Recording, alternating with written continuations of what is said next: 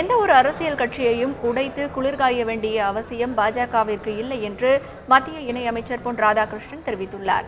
எம்ஜிஆர் வளர்ப்பு மகள் கீதா மதுமோகன், வளர்ப்பு மகன் அப்பு, அவரது மருமகள் நிர்மலா ரவிச்சந்திரன் கட்சியில் இணைந்த நிகழ்வுக்கு பின் சென்னை கமல் ஆலயத்தில் செய்தியாளர்களிடம் பேசிய மத்திய இணையமைச்சர் பொன் ராதாகிருஷ்ணன் இவ்வாறு தெரிவித்தார்.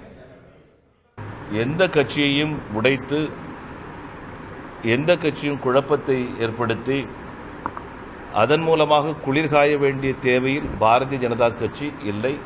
குறிப்பாக தமிழகத்தில் எந்த ஒரு நிலையிலும் பாரதிய ஜனதா கட்சி அந்த நிலைப்பாட்டை எடுக்காது. ஆனால் அதே நேரத்தில்